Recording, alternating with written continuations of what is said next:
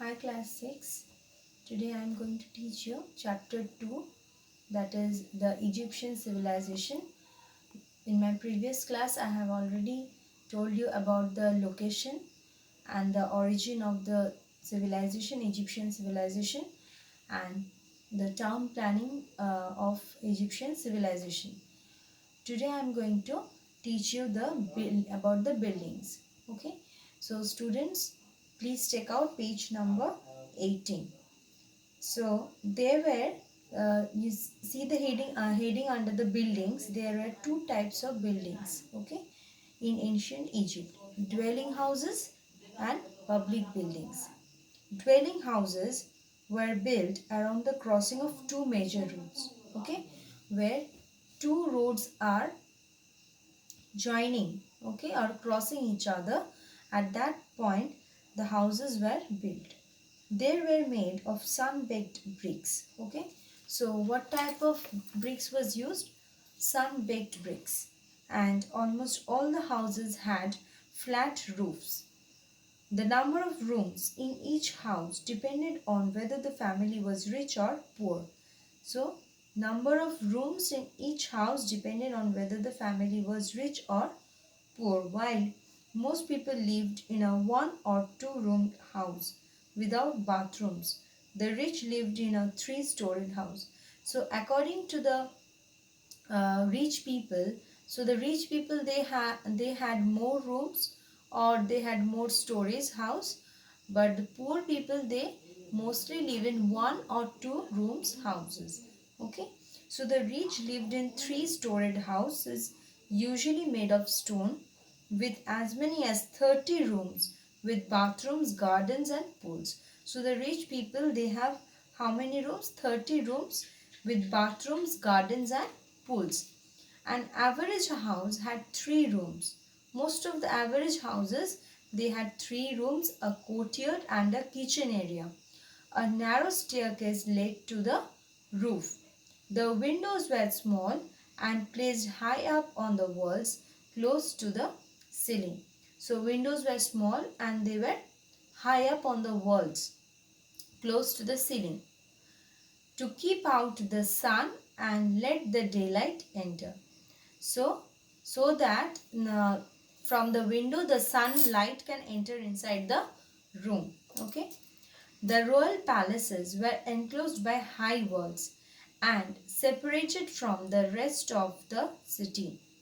So the royal palace, they were enclosed. Enclosed meant they were surrounded by high walls. Okay, and it was separated from the rest of the city.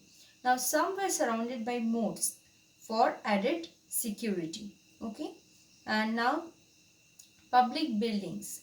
Now see that there are in public buildings, temple districts were better planned. Okay, temple districts were better planned and surrounded by high walls. Better planned means that it was surrounded or it was protected by high walls.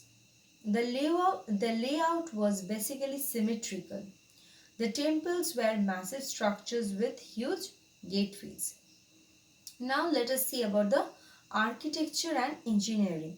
Now the architects and the engineers, they built remarkable monuments such as pyramids and temples. I think you have seen some of the pictures of Egypt where you have seen the pyramids and temples. So that's why it is said that architects and engineers, they built remarkable monuments in Egypt such as the pyramids and temples.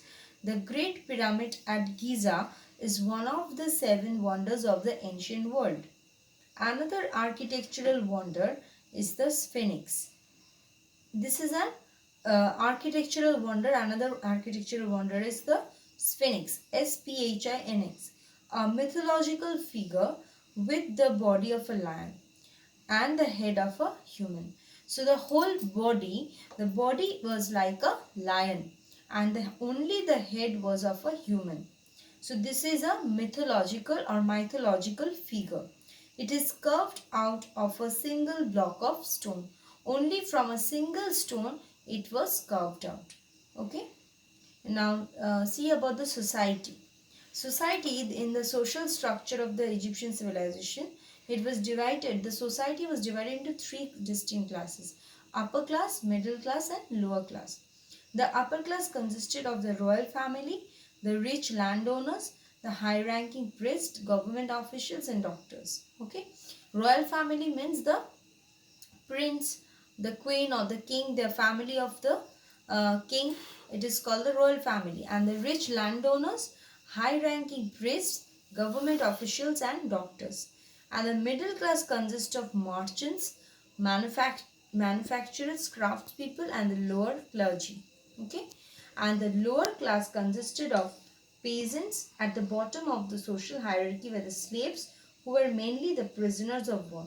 So middle class, there were only merchants and manufacturers, craftspeople, and lower clergy. Okay, and the lower class, it consists of peasants. Peasants mean the workers. Okay, at the bottom of the social hierarchy were the slaves, who were mainly prisoners of war. Slaves means they were taken as prisoners during the war. So students, so what we have discussed today, we have discussed about the buildings, the dwelling houses, the public buildings, and about the architectures and engineering and society. And in our next class, we are going to discuss about we will start discussing from family life. So whatever I have taught you today, you must go through it once, and please try to note down the important points. Okay, students, thank you.